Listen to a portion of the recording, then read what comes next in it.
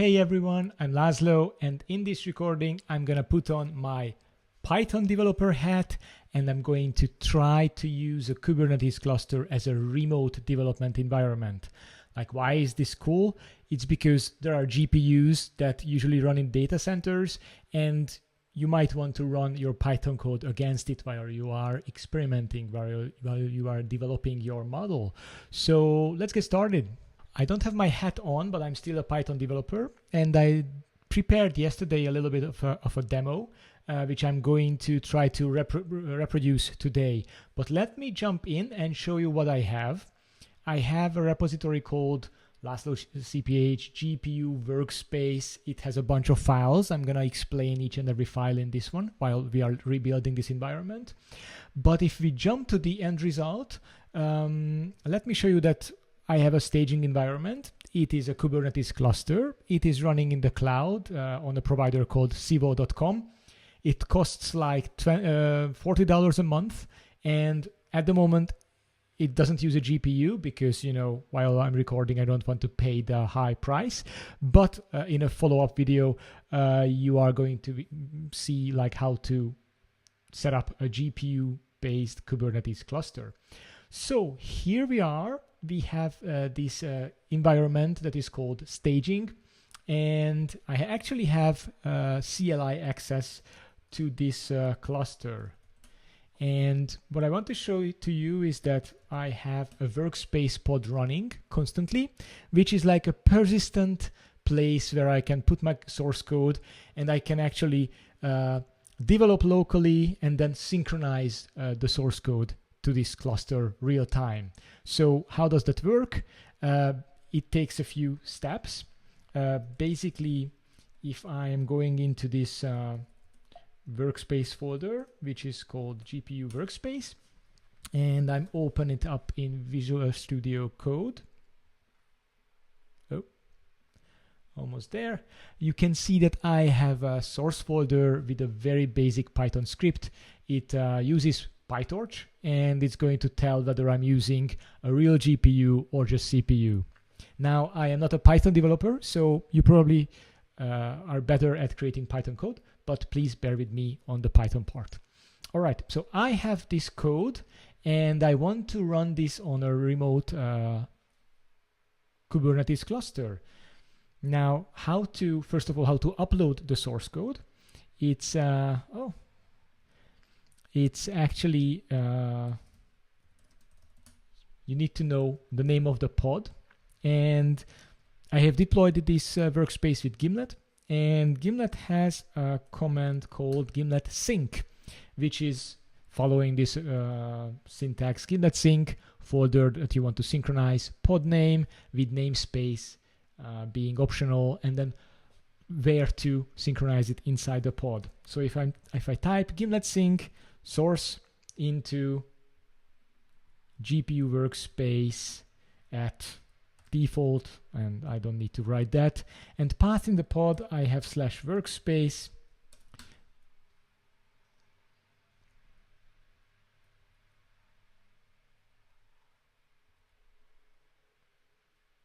and it's because not at but colon, and now you can see that this is like when you are running like a front-end application and it's real time, you know, it's watching your source files and recompiles and so on. This is what actually happens as well in here as well. It's running constantly and uploading file changes. Now, I want to show you like how to get inside this development pod. I'm kubectl executing inside the pod with attaching a terminal, and I'm gonna run bash inside. And once I'm in, I'm gonna go to my workspace where, as you can see, there is the source folder with the files I have. So if I go into source and run Python 3 probably, and then main py, it's going to tell me whether it's CPU or GPU. And yeah, that's all what my Python script does. And if I'm making changes to it, like I'm gonna print something meaningless and save it, you can see that the sync uploads the file, and if I run it again, it actually printed the new code. So why is this good? It's because once we will have GPU underneath this pod, you will be able to run your code on NVIDIA H100s or even larger GPUs if you want to. All right, so this was one way to upload the code and synchronize. So I'm developing locally and I'm synchronizing code to this remote pod that is running in the cloud somewhere. This is one way to do this. The other way is actually it's utilizing VSCode. And if I'm doing the VSCode way, it's basically it's going to attach to this remotely running pod, and you are going to edit files on the remote system directly. So how is it done? It requires the Kubernetes extension on VS Code, and it also requires the dev containers extension inside VS Code. And once you do that and you add your clusters into VS Code, I have my staging cluster right here. And if I go to pods, this is the workspace pod I'm working with. And if I right click, there's this attach Visual Studio Code, which is installing a bunch of things inside this pod, and it's going to attach this dev environment. And once it did it, I'm going to open up a folder which is on the remote pod / workspace. Okay, it again does some setup and connecting.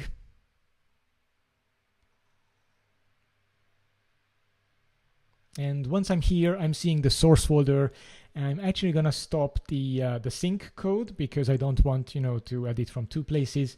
And if I edit this file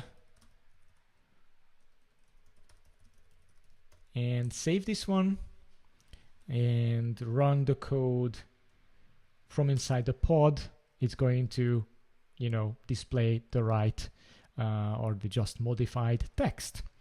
And if you want to actually remote debug, you can actually run this Python file from VS Code on the remote machine, which is pretty cool. So actually you have two ways now to develop on this remote machine.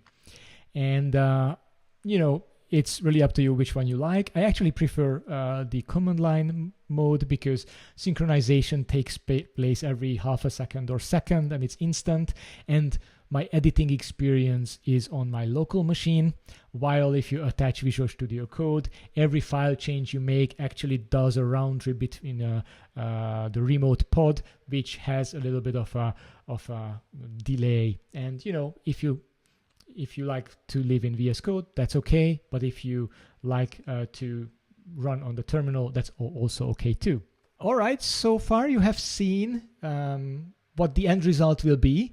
And in the remaining part of this video, I'm going to set up this remote workspace from scratch. So let's do this. All right, I am back at Gimlet. And you can see that there is one deployment running, which is called the GPU workspace. This was the workspace I have created yesterday, and I showed you how it works once it's done. Now, let's create a new deployment. Maybe you are making this for your colleague, and your colleague has the same needs, maybe with some custom things. So if we create a new deployment, I'm going to show you how to set up everything from scratch. So I'm starting with a new deployment, and let's call it GPU workspace, or this is going to be CPU workspace because you don't have a GPU. And we're gonna use Gimlet to just do something very basic. I'm gonna deploy a web application, and I don't really have a Dockerfile yet, or at least I have not introduced it to you. So maybe I'm just gonna start with a static tag, and I'm a Python developer, so I'm gonna use the public registry, from Docker Hub, basically the Python image. And if you are searching for Python Docker images, you're gonna see that there are a bunch of pre-built ones. And I'm gonna use something relatively new, 3.12 for Bookworm I'm fine with that. It's a Debian based image. Maybe I'm gonna remove the 4 part, because this way, you know, I'm always gonna get the latest 3.12 and not just the specific one, which is like the .4. All right, Python image. I don't need a port because I'm not exposing any service. We're gonna clean that up later on. Gimlet by default also adds an ingress, so you can access it through the web, like an HTTP interface. That's also not there for this workspace, but I'm gonna deploy it anyway, and let's see where we are.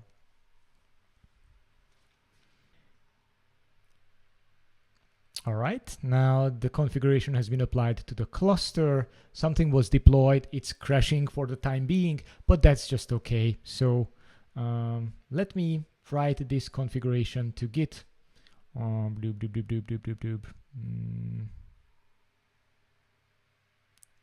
Yeah.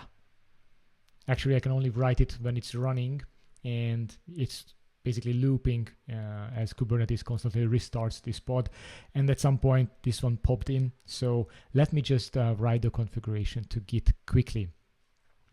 Now we are back to the deployments screen. We have GPU workspace running, CPU workspace crash looping, but that's fine for now.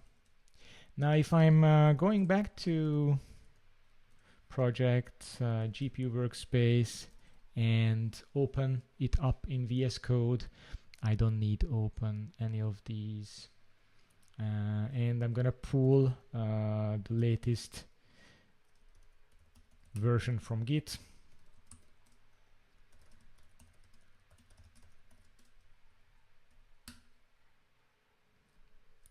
Let me just do a SSH add.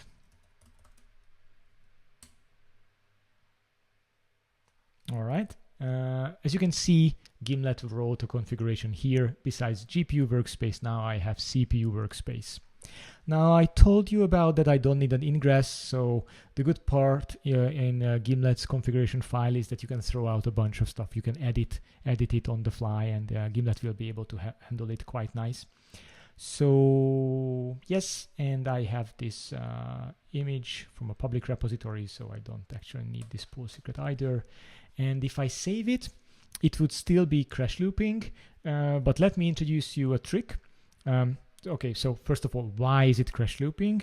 It's because there is no process running inside this application or this container. So we need something to run inside. Now on a basic Debian image, nothing is running, while if you would use an Nginx or an Apache or like a fast API container, the HTTP server would be running, and you know the pod would not be restarting constantly. So we need something to run, but we don't want, you know, fast API or Nginx or anything like that, because we're not going to use it. So there is a trick I often use, and if you go to Gimlet.io into the documentation, we are using one chart, which is a Helm chart for our deployment templates. And here under custom commands, maybe, yes, basically I'm running an endless loop, and every 2 seconds the loop iterates. So if I'm gonna borrow these lines from this configuration file, which is basically the same as the Gimlet manifest, except it's under the values field. If I'm gonna do this, then I'm gonna run the same Python bookworm image, and I'm going to run a process inside, which is an endless loop, sleeping for 2 seconds and then waking up. So if I deploy this one, then the pod at least will be running. So git status, git diff, these are the changes we made, git add, git commit, and removed ingress and added a process to run. And once you push this to Git and go back to Gimlet, you will see it under your commits. And as you can see, less than a minute ago, I pushed removed ingress added process to run. And you can also see that this version was released as CPU Workspace. Let me release this new version of CPU Workspace or new configuration onto the cluster.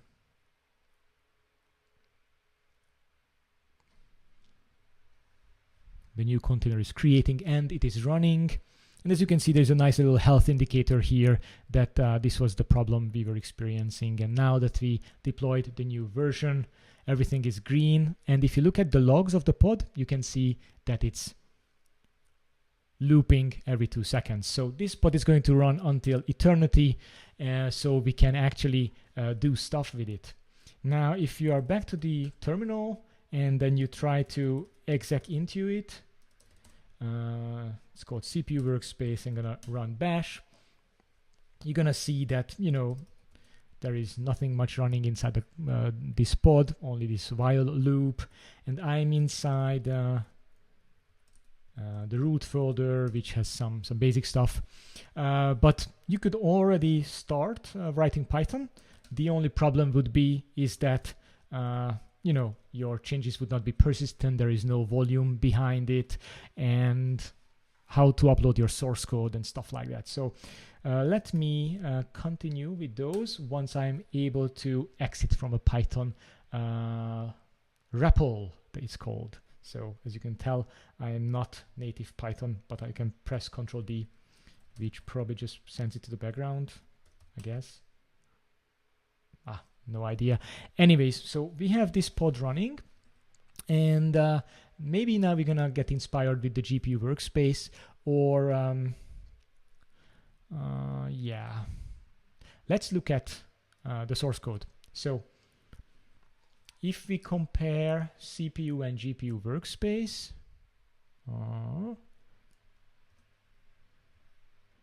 oops, almost there. Please go up here and go to the side like this. Okay, so GPU Workspace is using the same deployment template values. It's using the same command to keep running. Here we are using the Dockerfile, so maybe that is going to be our next step, to actually use a Dockerfile, because you might want more stuff than the basic Debian bookworm. And let's add the volume as well under a directory called Workspace. So if I'm going back here, let me show you the Docker file I have created. It's a very basic Docker file. As you can see, it's created from Debian bookworm, same image, and I am installing rsync. Now that's a dependency for the Gimlet code sync to work. So we need to install rsync on the server side, because that's just how rsync works. And I also specified a workdir, which is, you know, a folder for you. And later on, I'm gonna put a volume underneath this one. So let's just skip ahead and use this Docker file in the CPU Workspace as well. And I'm gonna change the container image strategy here. Instead of a static image tag, I'm gonna use a Docker file, and I'm gonna push into our containerized registry, the built-in registry. So we're gonna use, the Docker file is at the project's root, and it's called Dockerfile, so the default is just fine for me. Port, I still don't care about port, and replicas 1 is just enough.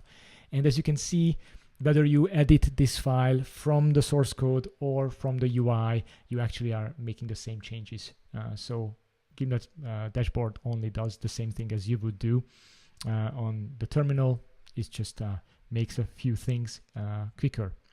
All right, so I saved this new configuration. A commit was made, and I want to deploy this new configuration. This is the new config commit made less than a minute ago, and let me deploy this to CPU Workspace. All right, now a Docker build pod is going to be started up, and the Docker build is going to run now.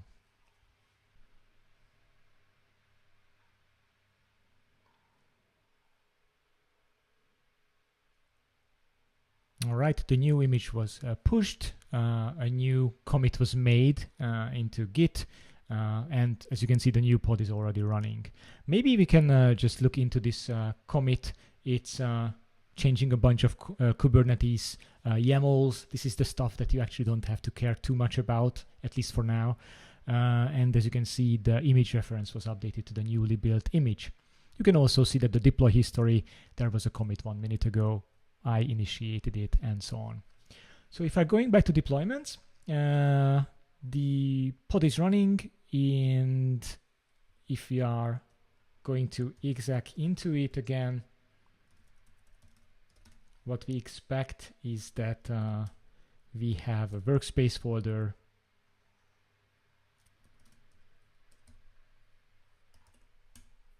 and it's kind of empty.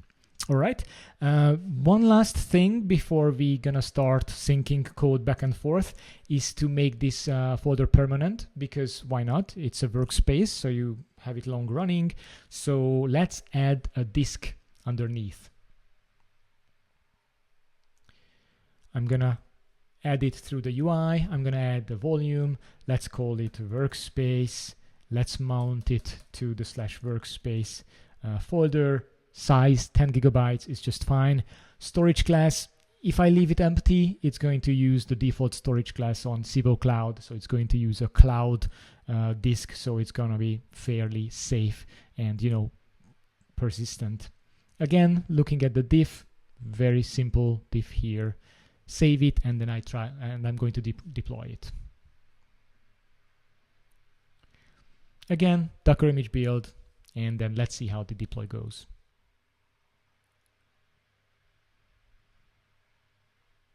All right, image was pushed, state was synchronized to the cluster.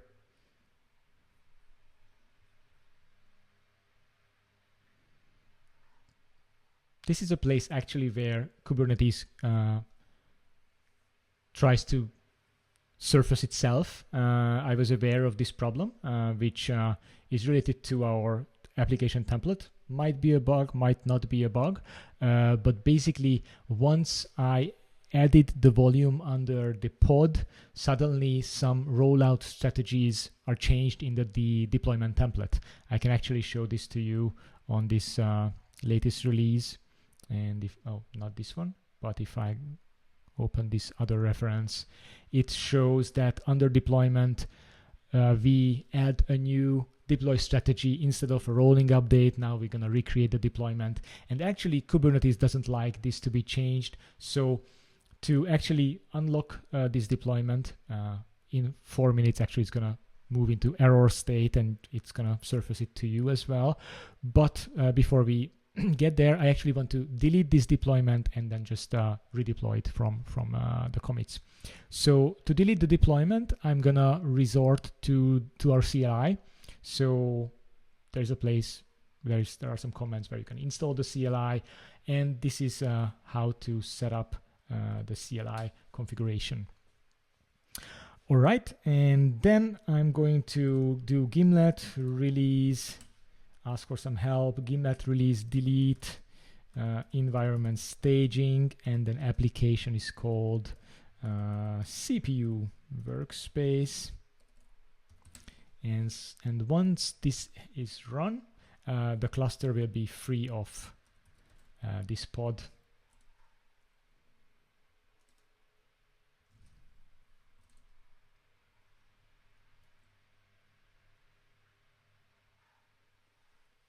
As you can see, it's terminating at the moment. It says the instance was deleted, so soon the pod is gone.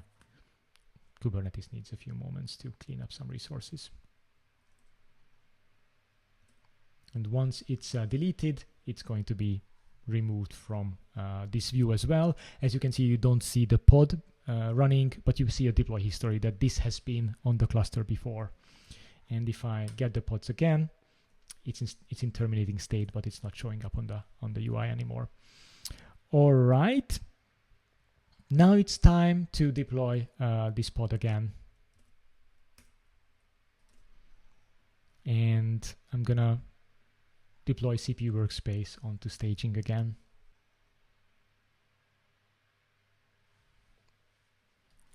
All right, the pod is deployed and it's coming up. Now, Civo Cloud is provisioning a disk for it, so it might be a little bit slower to start up. If you are interested of what is happening in the background, you can always describe the pod and look at events.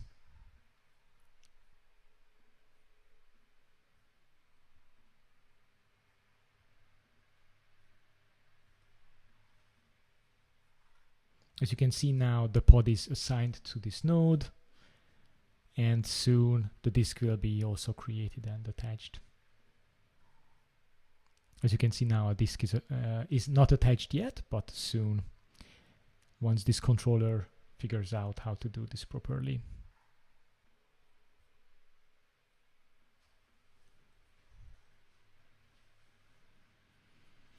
All right, the disk was attached, and now the image has been pulled and the pod is running. If you go to the logs, you see the endless loop we have seen before. All right, so at this point, we have a new workspace, a CPU workspace with volumes behind it. Also, rsync has been installed inside it. So I think we are properly set up for code syncing. So let me just execute into the pod as our remote workspace. Go to /workspace. Maybe I'm gonna place a file here, touch. I am persistent. I'm gonna show soon a restart as well. So there's a file here called I am persistent, and if I'm going to Gimlet sync it, the source folder, into this new pod, which is called this, then shortly the source folder is gonna show up. Yes. And if I run tree, there is no tree, but if I run ls inside source, I have the source which you are all familiar with by now. Python 3 is let's run main py. Of course, I need to install pip install the requirements. And I'm actually not sure where pip installs all this, so maybe I would need to make this persistent as well to mount a disk where the pip installation or this package cache is. But that's probably gonna be the part of another video where you can do it yourselves. So once I have installed PyTorch, I'm gonna run the application.